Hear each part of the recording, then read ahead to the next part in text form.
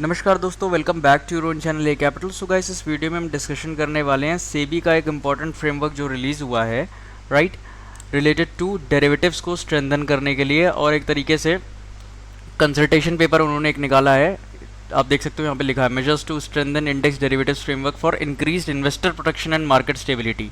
ठीक है, अब देखो सेबी का 2020 में एक फ्रेमवर्क आया था जहाँ पे उन्होंने मार्जिन को इंक्रीज करने की बात करी थी, ऑप्शन सेलिंग को, कि 25%, 50%, 75%, 100%, आप लोगों को याद होगा। उस पर भी मैंने एक वीडियो बनाई थी और उन्होंने फाइनली उसे 100% पे ला के लाइव कर दिया, जहाँ पे ऑप्शन सेल करते हो तो 100% देना पड़ता है, हैच करोगे तो मार्जिन बेनिफिट मिलता है, राइट। तो वो भी फ्रेमवर्क जब उनका आया था तो बहुत ऐसा हुआ कि ये फ्रेमवर्क नहीं होगा या इसको वापस कर लो या ये कर लो, लेकिन वो हो गया। अब ये कोई भी फ्रेमवर्क अगर लेके आते ना तो 80 to 90% चांस इसका ये होता है कि ये हो जाता है, भले ये फ्रेमवर्क हो, भले ये प्रपोजल हो, लेकिन ये हो जाता है। 80 से 90% आप इसको मान के चलो।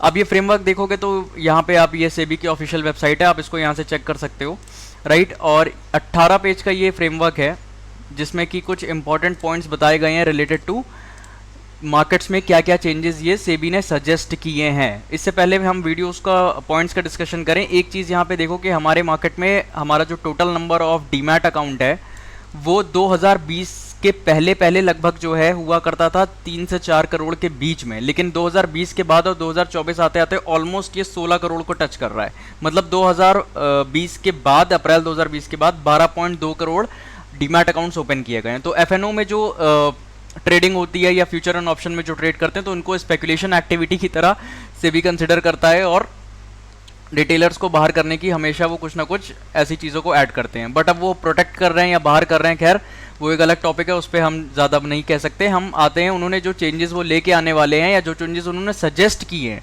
उस चेंजेस को हम देखेंगे कि उन्होंने क्या क्या सजेस्ट किया। अब ये आप एक आर्टिकल है ईटी का, इकोनॉमिक टाइम्स का, यहाँ पे आप देख सकते हो इन्होंने इसमें वो पॉइंट्स शॉर्ट में लिखे गए हैं जो इन्होंने सजेस्ट किए हैं। हम कंसल्टेशन पेपर को भी ओपन करेंगे और उसमें देखेंगे कि यहाँ पे क्या बताया गया और वहाँ पे क्या चीज़ लिखी है। रैशनलाइजेशन ऑफ ऑप्शन स्ट्राइक्स, ठीक है, रैशनलाइजेशन ऑफ ऑप्शन स्ट्राइक्स ये चीज़ कह रहे हैं। तो ये पेज नंबर 17 में लिखा हुआ है, पेज नंबर 17 पे हमें जाना होगा। अब ये देखो, ये लिखा है रैशनलाइजेशन ऑफ ऑप्शन स्ट्राइक्स। इसका कहने का ये ऑब्जेक्टिव है कि जो ऑप्शन स्ट्राइक्स होती हैं, जैसे निफ्टी है, इसका ये जो यहाँ पे लिखा हुआ है इसका मीनिंग ये है कि जैसे कि निफ्टी है, राइट, तो निफ्टी का भी ट्रेड हो रहा है 25,000 पे।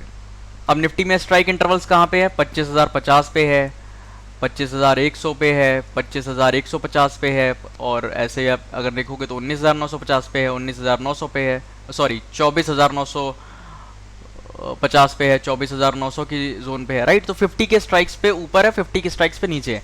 अब ये कहना चाह रहे हैं strike interval to be uniform up for a fixed percentage coverage near prevailing index price that is 4%।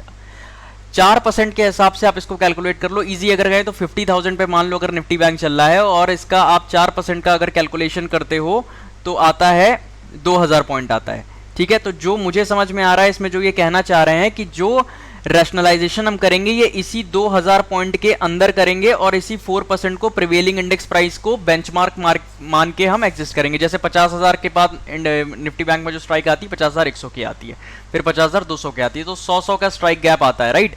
तो मैक्सिमम ये चीज कर सकते हैं कि 50,000 के बाद आप सीधे 50,200 कर दो, फिर 50,400 कर दो, फिर 50,700 कर दो, फिर 50,900 कर दो, राइट। तो ये स्ट्राइक इंटरवल चेंजेस ये निफ्टी और बैंक निफ्टी या फिर जितने भी प्रिवेलिंग इंडेक्सेस में ट्रेडिंग होती है उसमें ये ले आ सकते हैं। जो मुझे समझ में आ रहा है इस रैशनलाइजेशन ऑफ ऑप्शन स्ट्राइक्स जो इन्होंने ऐड किया है, इसका यही मतलब मुझे शॉर्ट में समझ में आया, यही निकलता है, ठीक है। सेकंड पॉइंट जो हमारा यहाँ पे लिखा हुआ है अपफ्रंट पॉइंट कलेक्शंस, तो ये तो ऑलरेडी अभी चल ही रहा है कि इसमें अपफ्रंट पॉइंट कलेक्शंस है। Intraday monitoring of position limits, ये जैसे ही आपको पता होगा जब ये चीज़ आई थी कि पूरा मार्जिन पे करना पड़ेगा ऑप्शन सेलिंग में, तो बहुत ज़्यादा उसमें वो चीज़ करी गई थी। तो उसमें स्नैपशॉट होता है 9:15 पे स्नैपशॉट होता है जहाँ पे ब्रोकर ये देखता है कि आपका पीक मार्जिन कितना है उस चीज़ का लेके, फिर दोबारा से होता है 11:15 पे, फिर 1:15 पे, तो ऐसे टाइमिंग्स होते हैं, राइट। हर टाइमिंग पे वो स्नैपशॉट लेते हैं और बताते हैं कि पीक मार्जिन कितना रहा है। पीक मार्जिन के हिसाब से अगर आप उन्हें मार्जिन मेंटेन किए तो पोजीशन कंटिन्यू होगी, नहीं तो वो ईओडी पे जो है रिपोर्टिंग करते हैं, राइट। सो ये चीज़ ऑलरेडी इन फेवर में है, ये ऑलरेडी चल रही है, तो इसको ये ऑलरेडी एक पहले का ही पॉइंट है। अभी इसमें इंपॉर्टेंट पॉइंट जो है ना, जो सबसे ज़्यादा इंपॉर्टेंट पॉइंट है वो ये 3 पॉइंट्स हैं। ये 3 पॉइंट्स जो हैं इसमें ये सबसे ज़्यादा इंपॉर्टेंट है जो हमारे काम के हैं। या जो किसी के भी काम के हैं जो उसमें ये चीज़ डिस्कशन ट्रेड करता है। Minimum contract size, rationalisation of weekly options और increase in margin near contract expiry. तो इसका क्या मतलब है अभी देख लेते हैं हम। पॉइंट नंबर पे आते हैं। सबसे पहले इन्होंने भेजा है मिनिमम कॉन्ट्रैक्ट साइज, तो पेज नंबर 17 पे कॉन्ट्रैक्ट साइज के बारे में लिखा है। पेज नंबर 17 पे आते हैं हम, ठीक है। Minimum contract size, contract size जो है अभी का जो कॉन्ट्रैक्ट साइज है हम 10 लाख से 5 लाख के बीच में कहीं पे ऐसे ट्रेड होता है। जैसे निफ्टी का लॉट साइज अगर आप कैलकुलेट करोगे तो 25,000 है निफ्टी का इंडेक्स, अगर जो बेस प्राइस ट्रेड हो रहा है, और अगर आप उसको 25 से मल्टीप्लाई कर दो तो निफ्टी का एक जो लॉट है वो 25 का है, राइट। एक लॉट जो निफ्टी का है वो 25 का है, तो 25,000 को अगर आप 25 से मल्टीप्लाई करोगे तो आता है 6,25,000 रुपए, ठीक है। तो हम अभी हमारा जो लॉट साइज जो हम फॉलो करते हैं वो 10 लाख के अंदर अंदर हम फॉलो कर रहे हैं। इसको 2 फेजेस में वो इनिशिएट करेंगे। एक फेज होगा जिसमें ये जो 6,25,000 रुपए इसको सीधे वो मिनिमम कर देंगे 15 लाख से 20 लाख, ठीक है। और सेकंड वाला फेज में आएंगे जिसमें वो कर देंगे 20 लाख से 30 लाख। तो ये दोनों वो चेंजेस लाने वाले हैं। अब इसमें होगा क्या, इसमें निफ्टी इंडेक्स तो यहीं पे रहेगा, इंडेक्स तो चेंज नहीं होगा। ये लॉट साइज जो है ना 25 की ये बढ़ा देंगे, 75 की कर देंगे या 100 की कर देंगे या 125 की कर देंगे बाद में। तो इस तरह से ये चीजें कर सकते हैं। इससे होगा क्या कि जो ऑब्वियसली मार्जिन में इफेक्ट आएगा, इससे ऑब्वियसली मार्जिन में इफेक्ट आएगा। अगर कोई बंदा निफ्टी की ऑप्शन सेलिंग कर रहा है आज के हिसाब से 25 के लॉट साइज में 20,000 रुपए में, 20,000 रुपए में वो निफ्टी की ऑप्शन सेलिंग कर रहा है, और 30,000 रुपए में या 25,000 रुपए में मान लो अगर वो बैंक निफ्टी की ऑप्शन सेलिंग कर रहा है, तो अब 20,000 की जगह जब ये इंप्लीमेंटेशन होगा तो ये 20,000 से हो जाएगा लगभग 40,000, 46,000। इतना अमाउंट उसको रखना पड़ेगा अपने अकाउंट में, और ये 25 से हो जाएगा 50,000, 55,000। ये अमाउंट रिक्वायर्ड होगा जब आप करोगे। तो सेलिंग के लिए आपको मार्जिन हमेशा मेंटेन करके रखना पड़ेगा और ये रिक्वायर्ड होगा, राइट। तो जैसे कॉन्ट्रैक्ट साइज चेंज होगी, नो डाउट इसमें कॉन्ट्रैक्ट साइज बदलेगी, तो जो मार्जिन रिक्वायर्ड है वो भी चेंज होने वाला है। आने वाले टाइम में आपको ज्यादा पैसे रखने पड़ेंगे अपने ट्रेडिंग अकाउंट में अगर आप ऑप्शन सेलिंग कर रहे हो, अगर आप कॉल बेच के चलते हो या पुट बेच के चलते हो, एक लॉट पे या फिर 2 लॉट पे। तो ये चेंजेस के लिए आप रेडी रहना, ये चेंजेस आने वाले हैं, ठीक है।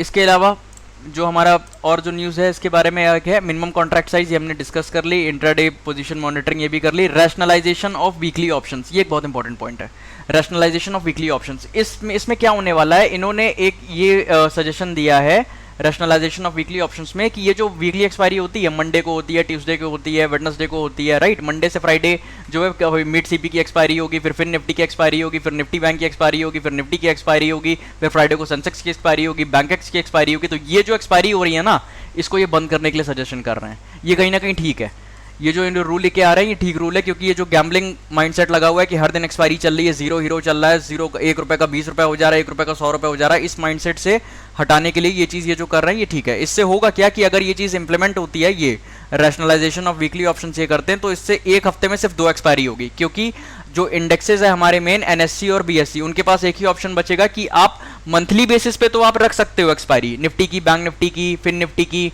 सेंसेक्स की, लेकिन वीकली आपको सिर्फ एक ही रखनी है। तो एनएससी एक ही रख सकता है, राइट। या तो निफ्टी रखेगा, या तो बैंक निफ्टी रखेगा, या तो कोई और एक इंडेक्स रख सकता है। बीएससी भी एक ही रख सकता है, सेंसेक्स या तो बैंकेक्स रखेगा वीकली बेसिस पे। मंथली पे वो चाहे तो रख सकता है, लेकिन वीकली पे सिर्फ एक ही रखेगा। तो ये रैशनलाइजेशन ऑफ वीकली ऑप्शन, ये इसका इस पॉइंट का ये हमारा मतलब निकल के आता है, ठीक है।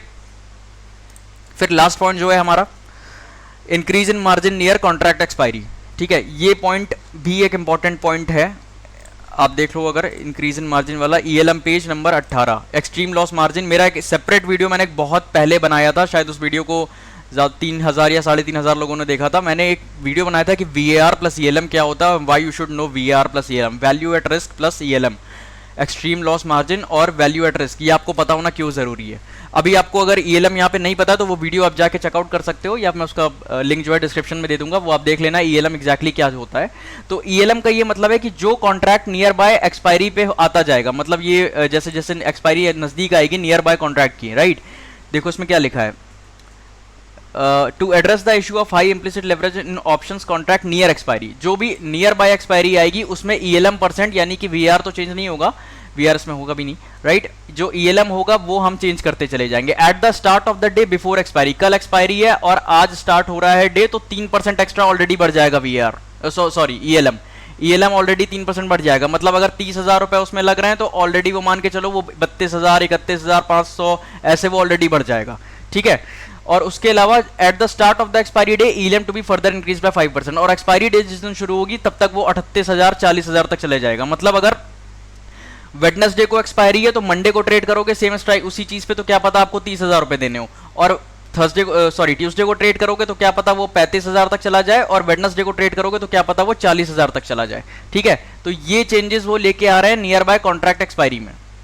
ये जो सर्कुलर था, ये सर्कुलर आपको पता होना जरूरी है अगर आप जो है एफएनओ में ट्रेड करते हो, और आपको ये जो सर्कुलर्स होते हैं, आप ये देखो सेबी की ऑफिशियल वेबसाइट है, इस पे आप चेक करते रहा करो, जिसमें रेगुलर सर्कुलर्स आते रहते हैं, बहुत काम के भी होते हैं, बहुत ऐसे भी आते हैं, राइट। सो ये जो सर्कुलर था, काफी टाइम से जो है मार्केट में बहुत तरीके की न्यूज चल रही थी कि क्या होने वाला है, कॉन्ट्रैक्ट साइज को लेकर बहुत ज्यादा हो रहा था। कॉन्ट्रैक्ट साइज बहुत ही इंपॉर्टेंट पार्ट था, तो कॉन्ट्रैक्ट साइज वाला पार्ट मैंने जो है आपको एक्सप्लेन करके समझाया कि इसमें क्या हो सकता है, राइट। सो गाइस, आपका क्या व्यू पॉइंट है इस पे आप कमेंट करके बता सकते हो। इस वीडियो के बारे में आपको कैसा लगा, वीडियो पसंद आई तो लाइक कर सकते हो, चैनल को सब्सक्राइब कर सकते हो। Thank you, thanks for watching.